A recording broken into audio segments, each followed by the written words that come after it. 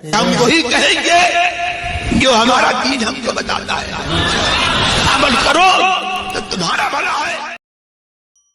الحمدللہ رب العالمین والصلاة والسلام علی سید الانبیاء والمرسلین، اما بعد فاعوذ باللہ من الشیطان الرجیم، بسم اللہ الرحمن الرحیم۔ ان اللہ وملائکتہ یصلون علی النبی یا ایہا الذین آمنوا صلوا علیہ وسلموا تسلیما۔ اللہم صلی علی سیدنا و شفیعنا و حبیبنا و مولانا محمد وبارک وسلم صلاۃ و سلام علیک یا رسول اللہ صلی اللہ تعالی علیہ وسلم۔ یا ایہا الذین آمنوا لا تکونوا کالذین آذوا موسیٰ فبرأہ اللہ مما قالوا وکان عند اللہ وجیہا۔ اے ایمان والوں، ان لوگوں کی طرح نہ ہو جانا جنہوں نے موسیٰ کو اذیت پہنچائی، تو اللہ نے موسیٰ کو ان کی تہمت سے بری کر دیا اور وہ اللہ کے نزدیک معزز تھے۔ اس آیت کریمہ میں، اس سے پہلے والی آیتوں میں آپ نے یہ سنا تھا کہ اللہ تبارک و تعالیٰ نے ان منافقین اور کافروں کا ذکر فرمایا تھا جنہوں نے اپنی باتوں سے اللہ اور اللہ کے رسول صلی اللہ علیہ وسلم اور مسلمانوں کو تکلیف پہنچائی تھی۔ اب اس آیت کریمہ میں اللہ تبارک و تعالیٰ نے مسلمانوں کو یہ حکم دیا کہ تم نادانی کے طور پر، نادانستگی میں کبھی رسول کے سامنے کوئی ایسی بات مت کر دینا جس سے رسول کو تکلیف پہنچے۔ منافقین اس طرح کی باتیں کیا کرتے تھے اور وہ تکلیفیں پہنچایا کرتے تھے۔ حضرت عبداللہ ابن مسعود رضی اللہ تعالیٰ عنہ بیان کرتے ہیں کہ جنگ حنین کے دن مال غنیمت کی تقسیم میں اللہ کے رسول علیہ السلام نے کچھ مسلمانوں کو ترجیح دی، یعنی کچھ زیادہ دیا، تو آپ نے اقرع بن حابس کو 100 اونٹ عطا کیے اور ویینہ کو بھی آپ نے اتنے ہی اونٹ عطا کیے، تو عرب کے سرداروں کو بھی آپ نے وہاں پر کچھ زیادہ دیا۔ تو ایک شخص نے یہ کہہ دیا کہ اللہ کی قسم اس تقسیم میں انصاف نہیں کیا گیا اور نہ اس سے اللہ کی رضا کا ارادہ کیا گیا۔ تو میں نے دل میں کہا کہ اللہ کی قسم میں ضرور اس بات کی سرکار علیہ السلام کو خبر دوں گا۔ میں نے آپ کو جا کر کے جب بتایا تو آپ نے ارشاد فرمایا جب اللہ اور اس کے رسول انصاف نہیں کریں گے تو کون انصاف کرے گا؟ اور حضرت موسیٰ علیہ السلام پر اللہ رحم فرمائے، ان کو اس سے زیادہ ستایا گیا تھا، انہوں نے صبر کیا تھا۔ تو اسی کا ذکر اللہ تبارک و تعالیٰ نے اس آیت کریمہ میں کیا کہ موسیٰ کو لوگوں نے ستایا تھا۔ یہ کہنے والا کون تھا؟ تو ایک روایت میں یہ ہے کہ اس کا تعلق بنی عمرو بن عوف سے تھا اور یہ منافق تھا جس نے اللہ کے رسول علیہ السلام کو یہ تکلیف پہنچائی تھی۔ یہاں پر ایک بات یہ یاد رکھیں کہ قرآن مقدس میں جگہ جگہ بنی اسرائیل کا تذکرہ آپ کو ملے گا۔ بنی اسرائیل کا ذکر قرآن مقدس میں جو ہوتا ہے وہ واقعہ اور قصہ کہانی کے طور پہ نہیں کیا جاتا ہے، بلکہ اس لیے ان کے واقعات کو جگہ جگہ قرآن مقدس کے اندر بیان کیا گیا تاکہ لوگ سنیں اور اس سے عبرت حاصل کریں۔ جیسے اللہ تعالیٰ خود ارشاد فرماتا ہے لَقَدْ كَانَ فِي قَصَصِهِمْ عِبْرَةٌ لِأُولِي الْأَلْبَابِ، یعنی ان کے قصوں سے عقل والوں کی آنکھیں کھل جاتی ہیں۔ اور ایک جگہ اللہ نے فرمایا إِنَّ فِي ذَلِكَ لَعِبْرَةً لِمَنْ يَخْشَىٰ، بے شک ان واقعات میں ان کے لیے بڑی عبرت ہے جو اللہ سے ڈرتا ہے۔ تو ان واقعات کو اس لیے بیان کیا جاتا ہے تاکہ بندہ عبرت اور نصیحت حاصل کرے۔ اب حضرت موسیٰ علیہ السلام کو ستایا گیا، اس آیت کریمہ میں ذکر ہوا کہ حضرت موسیٰ علیہ السلام کو ستایا تو اللہ نے ان کو بری کر دیا۔ یہ کون سا واقعہ ہے؟ تو اس حوالے سے مفسرین نے 2 باتیں ذکر کی ہے۔ ایک روایت یہ ہے، حضرت ابو ہریرہ رضی اللہ تعالیٰ عنہ بیان کرتے ہیں رسول اللہ صلی اللہ تعالیٰ علیہ وسلم نے ارشاد فرمایا بنی اسرائیل ننگے ہو کر کے نہایا کرتے تھے اور ایک دوسرے کو وہ لوگ دیکھتے بھی تھے۔ حضرت موسیٰ علیہ السلام چونکہ اللہ کے نبی اور اللہ کا نبی بہت حیا رکھتا ہے تو آپ تنہائی میں غسل کرتے تھے، تو بنی اسرائیل آپس میں کہنے لگے کہ حضرت موسیٰ علیہ السلام ہمارے ساتھ میں غسل نہیں کرتے، ضرور اس کی وجہ یہی ہے کہ ان کو کوئی غیر معمولی بیماری ہے۔ تو ایک مرتبہ حضرت موسیٰ علیہ السلام غسل کرنے گئے، آپ نے کپڑے اتار کر کے پتھر کے اوپر رکھ دیے، پتھر آپ کے کپڑے لے کر کے بھاگ گیا۔ حضرت موسیٰ علیہ السلام پیچھا کرنے لگے اور کہتے جا رہے تھے اے پتھر میرے کپڑے دے دے، اے پتھر میرے کپڑے دے دے، بار بار آپ اس جملے کو کہہ رہے تھے اور اس کا پیچھا کر رہے تھے، یہاں تک کہ جب نکلتے نکلتے بنی اسرائیل کے سامنے سے آپ گزرے تو بنی اسرائیل نے حضرت موسیٰ علیہ السلام کو دیکھ لیا اور انہوں نے کہا اللہ کی قسم حضرت موسیٰ علیہ السلام میں تو کوئی جسمانی عیب نہیں ہے، کوئی بیماری نہیں ہے، ہم تو ایسے ہی ان کے اوپر تہمت لگا رہے تھے۔ حضرت موسیٰ علیہ السلام نے اس پتھر سے اپنے کپڑے لے لیے اور اس پتھر پر لاٹھی سے ضرب لگائی۔ حضرت موسیٰ علیہ السلام نے، حضرت ابو ہریرہ نے قسم کھا کر کے کہا اس پتھر پر حضرت موسیٰ علیہ السلام کی مار سے بہت سارے نشانات پڑ گئے تھے۔ تو یہ جو بنی اسرائیل نے حضرت موسیٰ علیہ السلام کو تکلیف پہنچائی اور ان پر عیب لگایا، اللہ تبارک و تعالیٰ نے اس پتھر کے توسط سے حضرت موسیٰ علیہ السلام کی براحت کو ظاہر کر دیا اور بتا دیا کہ موسیٰ علیہ السلام کے اندر کوئی عیب نہیں ہے۔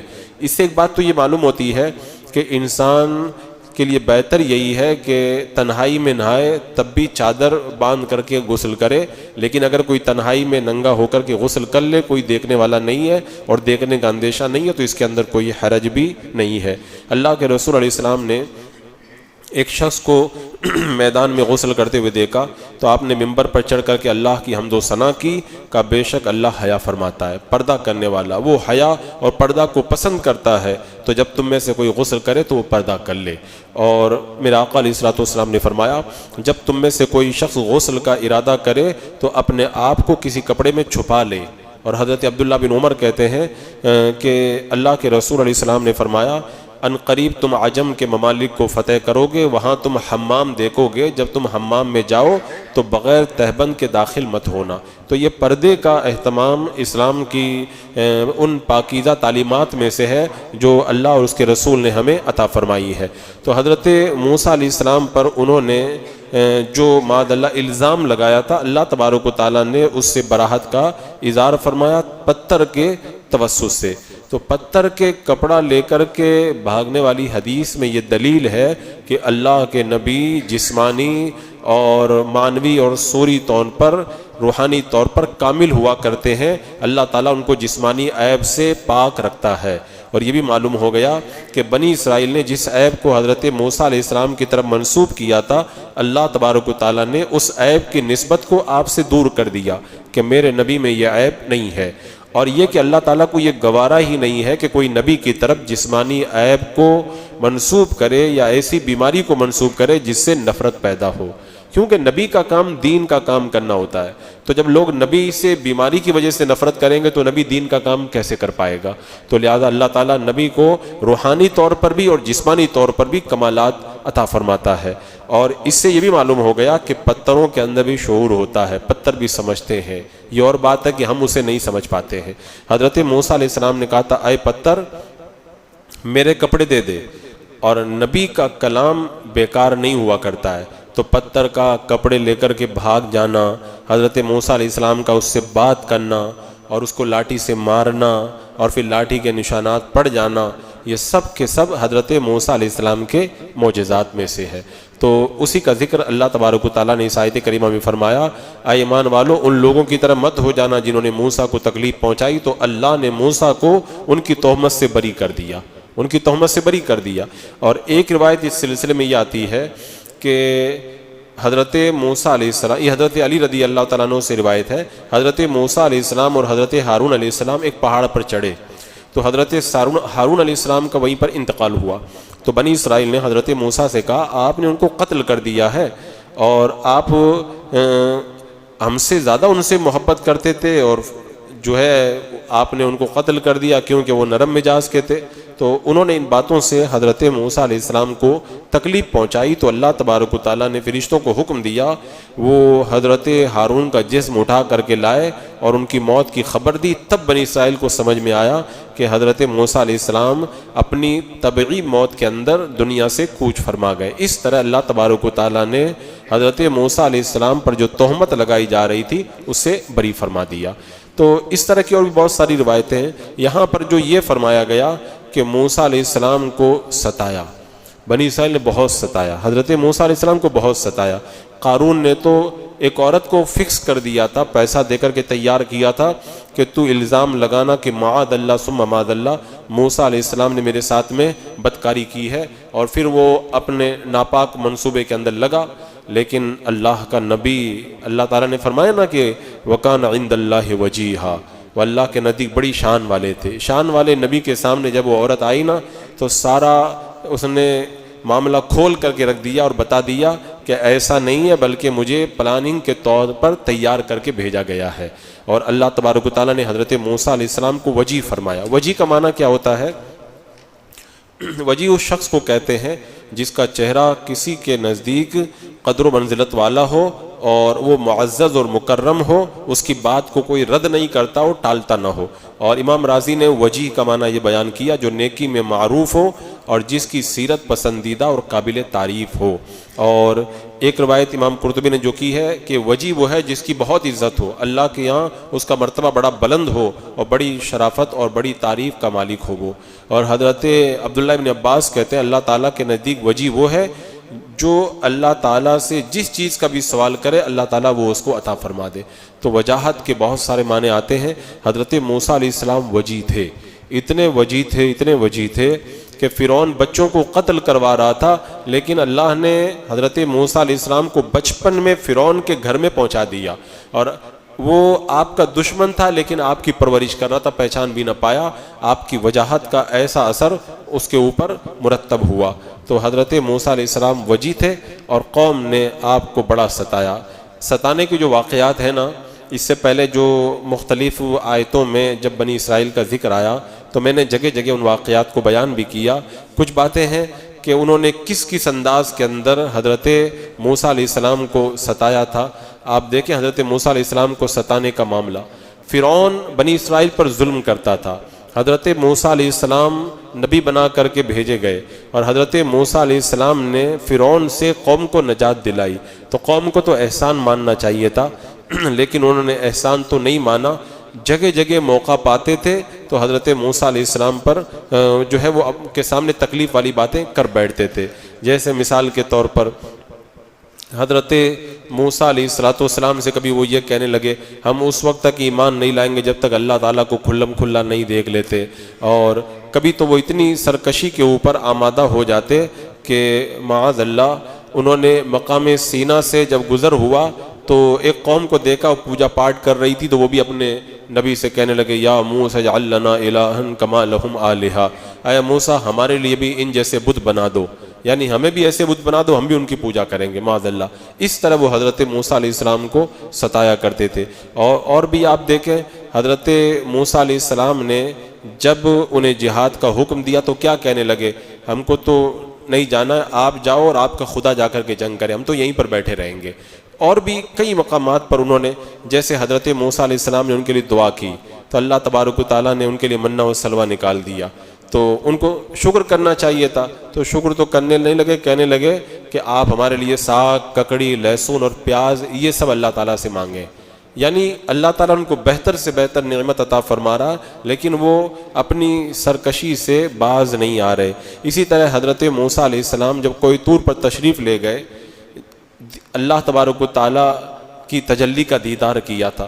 جب ہمارے آقا صلی اللہ تعالیٰ علیہ وسلم معراج پہ تشریف لے گئے تو ہم تو ہر سال معراج مناتے ہیں، تو جب ان کے نبی حضرت موسیٰ علیہ السلام جن پر وہ ایمان لاتے تھے وہ جب اللہ سے کلام کرنے گئے تو ان کو تو ہر سال حضرت موسیٰ علیہ السلام کی معراج منانا چاہیے تھا نا، لیکن وہ اتنا ستانے والے تھے۔